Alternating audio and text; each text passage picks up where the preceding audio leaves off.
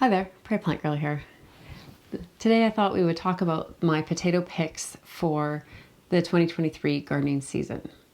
So I will go through the potatoes that I've chosen to grow for this year, and I'm also going to just give you a little bit of information about growing potatoes to help you get started if this is maybe your first year growing. I've ordered seed potatoes. They're from TT Seeds this year. I have ordered also from Eagle Creek in the past, and a lot of times you can find a really good selection of potatoes that will grow well in your area, right in your local garden centers, or like I find feed stores and occasionally big box stores have a good selection as well. I ordered 4 varieties and I ordered 1 kilogram of each of those varieties. So that won't likely be enough potatoes for my family. We eat a lot of potatoes. And I will be growing some more of my own potatoes from potatoes that I've saved, which is what's in this bag here, and I'll show you that in a minute.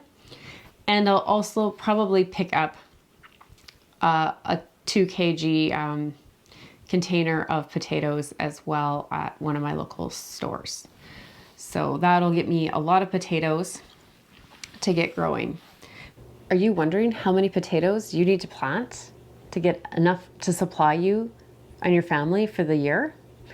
A good rule of thumb is for every pound of potatoes that you plant, you'll get 8 to 40 pounds back. So it really depends on the variety. If you research the varieties that you're growing and it says that it's an average producer, I'd say you're probably going to get around 20 pounds of potatoes from your 1 pound that you planted if you've had a good, successful year. If it's a prolific producer, you're looking more at that 40-pound range. And again, if it's just a low producer, then you're looking down at that like 8-pound range. Either way, you get a lot of potatoes out of one tuber. Do you know what your biggest harvest has been? The potatoes that I have purchased already are some Pontiacs, or red Pontiac. That's a very common potato variety around here. I know when I've mentioned them in videos previously, sometimes people have never heard of the Pontiac potato. So it might be a potato that's more common in the prairie regions. It's a really good potato for growing if you have heavy clay. It's red skin, white flesh. Like I said, it holds up to that heavy clay well. It gives you big tubers, like at least a fist size most of the time if you let them go to maturity. Quite often even bigger, like some people will say they're football size sometimes, and they'll get pretty heavy yields out of them as well. So not only are you getting large potatoes, but you're getting big yields. One thing that I find with the Pontiac potatoes is I find they can have hollow heart in them, and so when you get those really big potatoes, they're hollow inside. And that is actually, I believe, due to irregular watering practices. But I think these potatoes are just a little bit more susceptible to it. And in the prairies here, we can go a long time with drought conditions. And so then growers will be pouring water on their potatoes thinking, oh, they're so dry, and they'll pour a bunch of water on and then they dry out again. And I think that's what gives you that hollow heart condition that's happening with those potatoes. So if you've had trouble with hollow heart in the past, then that might be something to look at, is your watering situation. Another potato that I've ordered is the purple Caribe. This is a purple skin, white flesh potato. I find it has a bit of a creamier flesh to it. I really like this potato. It's one of my favorites. It grows really well for me here. It again will give you a pretty high yield of usually pretty decent sized potatoes. You're not going to get those giant potatoes like you do with the Pontiac, but you're going to get good sized potatoes. And they're also good, I find, for picking some early potatoes from too and getting nice potatoes off of them that way. Just stealing a few from the plant while the plant's still growing. They mature early, which is handy in our short climate here. So they're around a 60-day maturity point, and they store really well for me. That's something that is nice to have. When you have a short season and you want to use only your own potatoes, you need a potato that's going to store very well. The Pontiac actually stores fairly well too. I think the Caribe stores better. Then I have two that are new to me this year. I've ordered the Roko. It's a smooth red skin with a white flesh potato. Now, this potato is said to have been developed in North Dakota, so it's supposed to be a really good potato for the prairies. If I didn't say, I live in Saskatchewan, Canada, so I'm right in the prairies there, and we need good potatoes that will handle our conditions. It is tolerant of drought, which again, being a potato that's good for the prairies, I would expect it to handle drought well, so I'm looking forward to that. And it is supposed to give really good yields. I didn't see how long, like what the growth rate is for this, so what the maturity kind of rate is for it, so I'm not sure, but I would assume, being that it's a kind of a prairie-based potato, that it's either an early to a mid-season type potato, so your 60 to 90 days kind of potato, which would work for me. The other new one that I'm trying is the Violet Queen. And this is a very dark purple potato. It's dark skin, it's dark flesh, and it is supposed to retain that color really well through cooking and be all around good for cooking in any way that you can imagine cooking it. It's supposed to have score very highly on flavor tests. I believe they said it was supposed to store well. This is also an early to mid-season potato, which works again well for my climate. I have about 110 frost-free days, which you can plant potatoes and harvest them outside of that time, but that just gives me that little bit of extra time to get my potatoes planted and harvested. So that's the 4 varieties that I know I will be growing this year. I also have my potatoes here that I have stored in the house, and this is most of what I have left. And these are red Norland, except that I do have a few that I think are sangre that are in here. I'm not positive. I kind of got my potatoes mixed up one year, but I have some here that are just a little bit more red, and I think this is one of them that I think is a sangre, and then this looks like a red Norland. So you can see they've been storing now since October. What would it have been? Close to the end of October when I harvested these, and you can see how nice they're still looking. You can see they're still dirty. I leave the soil on. I just brush off the big chunks, and I make sure they're dried out and well hardened off before I store them. And then I just store them in these cloth bags, which I made myself. If you're interested to know how to do that, I have a video, so I'll put a link for you. And they're just in my garage, which is heated but not kept warm. So it's usually around 13 degrees Celsius in there. And these are hanging on an outside wall, so they're probably actually being stored slightly lower than that temperature in that little space. Being stored by an exterior door and an exterior wall, they're going to be just that little bit cooler there.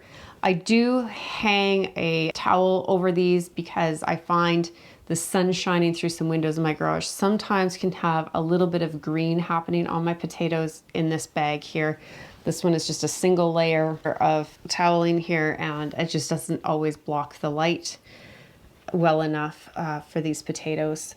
When they do, it's just the slightest tinge of green, so when I'm peeling the potatoes, I just make sure to get that little bit of green off, and that's fine. We still eat the potatoes.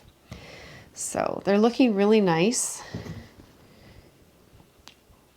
And I'm hoping to find a couple of smaller ones to start sprouting, to grow, start them indoors, and then put them into containers out in my greenhouse to try and get some early potatoes going. You can see this one, like these are 2 nice smaller potatoes. This one has a lot of little eye points kind of wanting to start on it, and it actually has a slight softness to it, which none of the others do. So we'll save that one to start. And that one has a few points where I should be able to cut it nicely to get the eyes off. So I'll do that one as well. And we'll put the rest back, because that'll just be for just a few potatoes to get started early.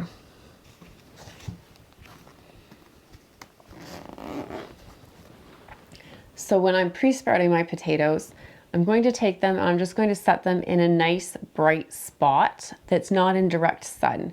And I'm going to try and find a place where it's around 16 degrees Celsius for that. When you pre-sprout, that's just going to give you some nice strong sprouts at the sprouting areas instead of what you may have experienced before when you store potatoes, which is long, gangly, stringy, kind of spider leg kind of potatoes. So these will just be nice, good, strong sprouts. It's not necessary to pre-sprout your potatoes, but it can speed up the growth of your potatoes a little bit. So normally you would pre-sprout with a potato that is a long season potato, or even kind of a longer mid-season, but you can do it with any potato. So I'll pre-sprout these and let their sprouts grow a little bit. And then I'll actually come and I'll cut through some of the potato. I'll probably cut these potatoes of this size here. I'll probably cut in half, and I'll just cut through so there's at least one good strong sprout on either half. And then I'll leave them so that cut side can heal over for about a day, and then I will plant them. So how do you plant potatoes? You just want to put them, if you're growing them in containers, if you have a good sized container, that's like about this big around here, you know, I don't know, 30 to 45 centimeters or a foot to a foot and a half across diameter. And then you could put 3 to 4 pieces of potato in, and you'll get 3 to 4 plants that way. And you just want to put, how I do it with containers is I just put a little bit of soil on the bottom, or you can put some organic matter, but then cover that up with soil if you want. The soil should have some good amendments or be good rich soil. You don't want too strong of nitrogen right away going to your potatoes, but they do like a little bit. If you have too much right away, you'll get really strong leafy growth, but it will sacrifice tubers. Your soil should also be a little bit on the acidic side. Potatoes actually prefer a little bit more acidity than most of your other vegetables that are growing. They would prefer more of a 4.8 to 5.5, but I don't find that's a huge problem. But if you've had trouble, especially with scab before, then you might want to test your soil, and it might need to be a little bit more acid, and that could help. Also, if you add a lot of organic matter to your soil, that can also cause scab. Or if your soil is too dry, that can cause scab. So scab is a disease. It just kind of disfigures, it makes kind of like, I don't know, kind of brown, warty, almost looking things on the outside of the potato. Your potato is still safe to eat if you have scab. It just won't look as nice. The texture of the skin won't be as nice. If I have scab on my potatoes, I cut it off. I don't use the skin for eating because I just don't care for the looks. I don't want to eat that. It is safe and it won't harm you or your potatoes, but it is something that you probably would want to take off then and put into your regular garbage. You don't want to be composting scab, and because it will spread then. So what was I saying here? So the soil, yeah. So you want it to be, you know, a little bit on the more acid side, nice and moist. You want it to have some fertility, but you don't want it to be overly full of nitrogen, or a ton of organic matter can cause scab issues. So if that's a problem for you, watch how much organic matter you're putting in to begin with. And then I would just put that small layer at the bottom, like I'm saying, just small, just something to kind of put your potatoes on. And then put your potatoes in that container and just cover them. You don't need to cover them very much, like just nicely get them covered. And once they start to sprout, cover those up. And once that comes above the soil, you cover that up. And I just keep doing that until I get up to about the top of the container. And then I usually put some sort of a mulch on top and just leave them like that in containers. You want to make sure that you're watering them and they're getting good water and a good growth and production, but that will give you the best hope for your potatoes. And of course, potatoes like a nice sunny space. So the more sun hours they can get, the better. So that's how to grow them in containers. So that's what I'll be doing with these once I have them sprouted. If you're growing your potatoes in the ground, what I like to do is just dig a hole, and you can use just your spade depth, or you can dig down. I usually go a good depth with my potatoes, especially later potatoes. We get quite warm and dry here, so I find going down a little bit deeper in the soil is very beneficial because it gets them just down in that cooler, moister area for the roots to grow. If you live somewhere that's very wet or has a high water table or is cooler, you might not need to go that deep with your potatoes, but I find going down just that little extra depth is beneficial here. Just drop the potato down. If you get the sprouts pointing up, bonus. If you don't worry about it. They'll still grow. Cover them over. I usually space mine about a foot. If you're doing longer maturing varieties, they are recommended to go just a little bit further apart. So more like 18 inches. That would be about 45 centimeters for the longer maturing ones, or about 30 centimeters for the kind of early to mid-season potatoes. And then you just want to make sure they're well watered in. You don't want sopping wet soil, but they don't really want to be drying out. And like I said before, those strong extremes can cause scab to develop. So trying to keep kind of consistent watering is a good thing with potatoes. Mulch is always a good thing because, again, that will help with that watering.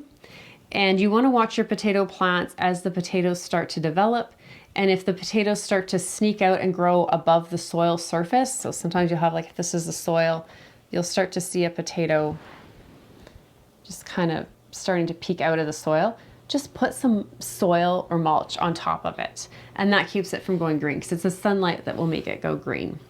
So as long as you're doing that and just being diligent to cover up the potatoes, that's all I do. I don't worry. A lot of people talk about mounding and hilling your potatoes. I already plant my potatoes quite deep, and so I don't often have potatoes coming up and needing to be mounded and hilled. And again, a lot of the ones that are going to produce more tubers up higher as they go are the long season varieties that I don't grow a lot of. So I don't worry about hilling and mounding so much. But I do make sure to pay attention and cover up any potatoes that decide to poke out. So when should you plant these potatoes? You want to wait until your soil is at least 5 degrees Celsius, but ideally you want to wait till it's about 10 degrees. And that's not the soil surface, that's down where you're going to be putting your potatoes. So I can usually get my potatoes in about 2 weeks, sometimes 3 before my average last frost. You want the soil to be workable. You don't want it to be sopping wet from like spring rains or snow melts. If it's still really, really wet and when you squeeze it, it just forms a hard mucky ball or your water squeezing out of it, it's not time to plant your potatoes yet. So just wait until the soil is dried out a little bit, or you can just try planting them on the surface and piling good quality soil or compost, or some people even use like straw to pile on top, and do it that way so that the tubers aren't sitting in really wet water, because in really wet soil they'll just rot. And the same if it's too cold, they'll just rot. But cool soil, like around 5 to 10 degrees Celsius, is just perfect, and they'll grow like that. It can take around 3 weeks for your potato sprouts to show above ground.